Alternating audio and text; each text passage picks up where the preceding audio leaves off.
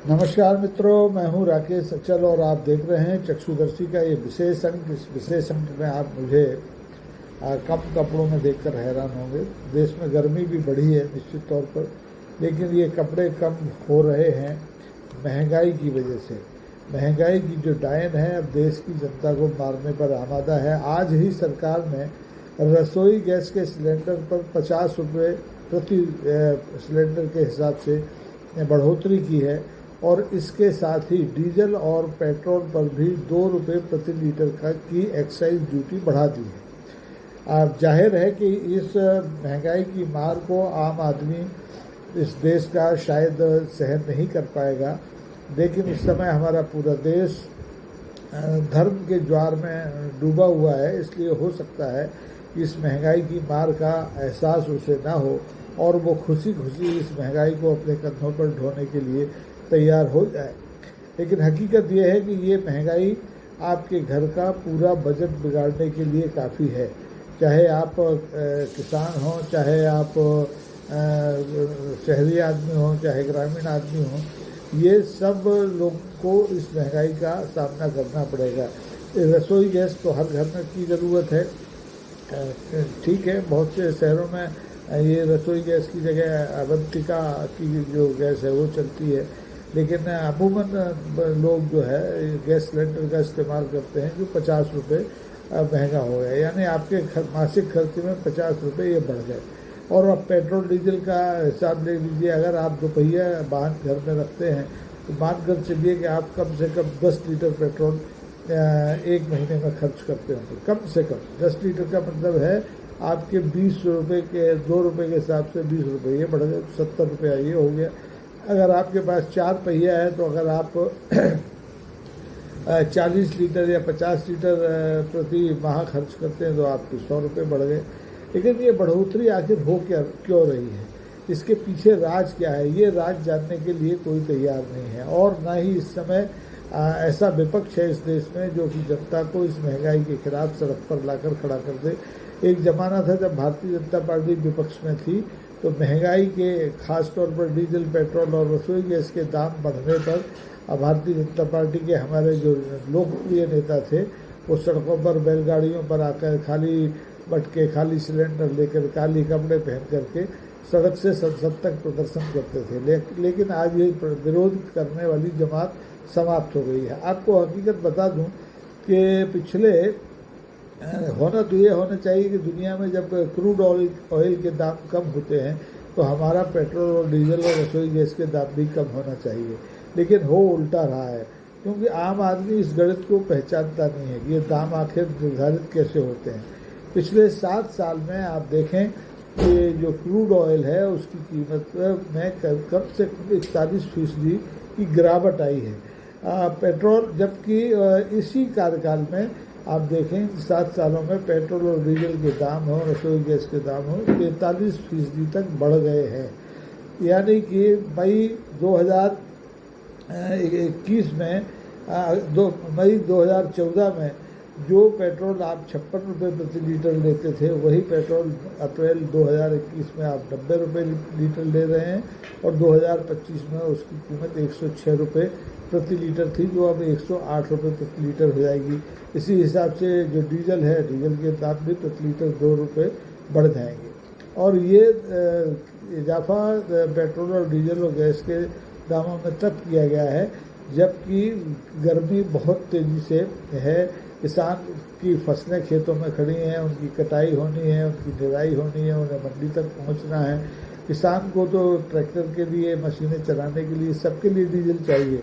शहर के आदमी के लिए भी पेट्रोल की जो मूल्य वृद्धि है वो बहुत कमर तोड़ देने वाली है। रसोई गैस से पूरे घर की अर्थव्यवस्था चौपट होती है, क्योंकि एक घर में अगर मान लीजिए एक महीने में 1 या 2 रसोई गैस सिलेंडर रखते हैं तो आपके 200 रुपये, 100 रुपये उस पर इजाफा हो गया। अब आप देखेंगे ये हिंदुस्तान में ही होता है कि क्रूड ऑयल सस्ता होता है लेकिन पेट्रोल, डीजल और रसोई गैस के दाम बढ़ जाते हैं। अगर मैं आपको आंकड़ों के हिसाब से बताऊं वर्ष भर तो देखेंगे कि क्रूड ऑयल के दामों में लगातार, अगर डॉलर में देखें, रुपये को भी छोड़ दें, तो 2014 में जब भारतीय जनता पार्टी की सरकार सत्ता में आई थी तब क्रूड ऑयल का दाम ₹93 प्रति डॉलर था, $93 प्रति बैरल था।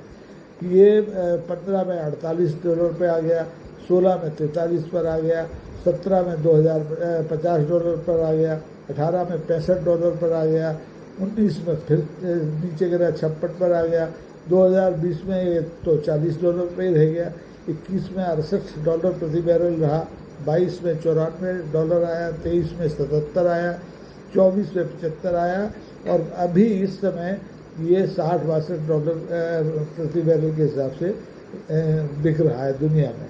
इस हिसाब से कि इसकी कीमतों में लगातार गिरावट हुई है, लेकिन हमारे देश में पेट्रोल, डीजल और रसोई गैस की कीमतें लगातार बढ़ी हैं।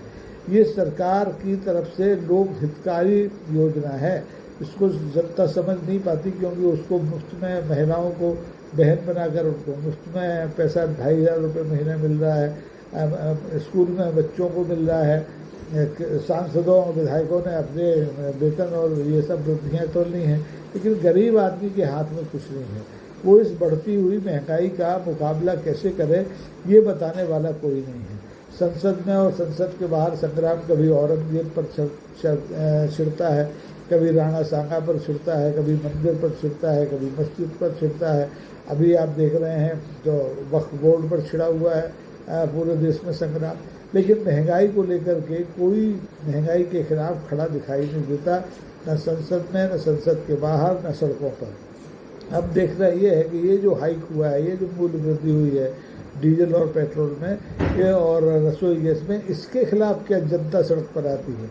देखिए, विपक्षी नेताओं को नेतृत्व करना चाहिए, इस बात में कोई दो राय नहीं है, ऐसे मूल्य वृद्धि के विरोध में होने वाले आंदोलनों की। लेकिन क्या यदि विपक्ष के लोग सड़कों पर नहीं आएंगे अगुवाई करने के लिए, तो क्या जनता अपने घर में बैठी रहेगी? क्या अब विरोध प्रदर्शन करना जनता भूल गई है?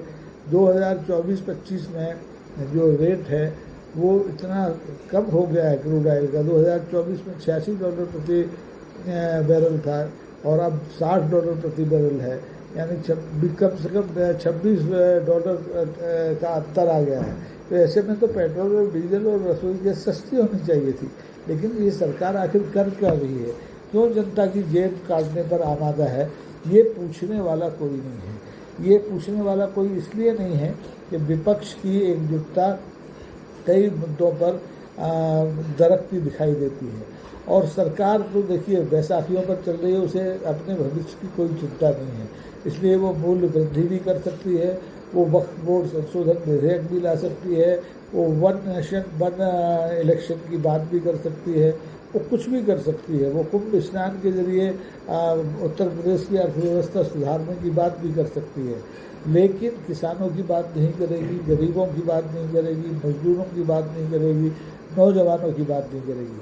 तो अब ये मैं आप पर छोड़ता हूँ कि आप इस मूल्य वृद्धि को कैसे लें, इस पर कैसे प्रतिक्रिया दें। आप चाहें घर पर बैठें मजे से, आप चाहें जय श्री राम के भजन गाएं, नारे लगाएं, और आप चाहें तो सड़कों पर आकर आंदोलन करें, अपने ज़िलों में, अपने गांव में सड़कों के बाहर निकलें। नहीं निकलेंगे तो सरकार का कुछ बिगड़ना नहीं है, आपके ही कपड़े उतरने वाले हैं। आज एक कपड़ा कम होगा, कल 2 कपड़े कम होंगे, परसों 3 कपड़े कम होंगे, और एक दिन ऐसा आएगा कि आप लंगोट लगाए नज़र आएंगे, क्योंकि महंगाई पर कोई काबू नहीं है। महंगाई डायन मारे जात है, ये जो गाना था किसी ज़माने में पीपली लाइफ का, ये अब एक हकीकत बन गया है। महंगाई की डायन जस जस सुरसा बदन बढ़ावा वाली स्थिति में आ गई है। सरकार जितने उपाय करती है कहने के लिए कि वो महंगाई को रोक रही है, महंगाई उससे 4 गुने आगे बढ़ती दिखाई आ रही है। तो आज के लिए इतना ही, जल्दी में, क्योंकि ये बहुत ज़रूरी खबर थी आप तक पहुंचाना।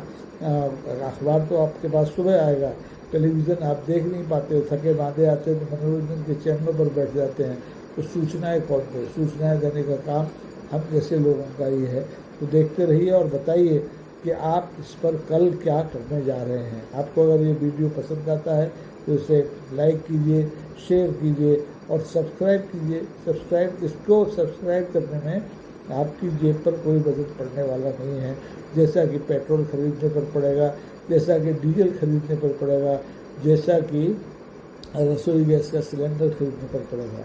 अब आप मान कर चलिए कि आपके बजट पर कम से कम प्रति महीने 200-300 रुपये का बोझ, अतिरिक्त बोझ आने वाला है, और ये किसी फ्री बीज की योजना के जरिए कम नहीं हो सकता। ये बोझ ये आप या तो उठाएं या इस बोझ को कम करने के लिए सरकार को मजबूर करें, ये आपके ऊपर है। बहुत बहुत धन्यवाद। नमस्कार। जय हिंद।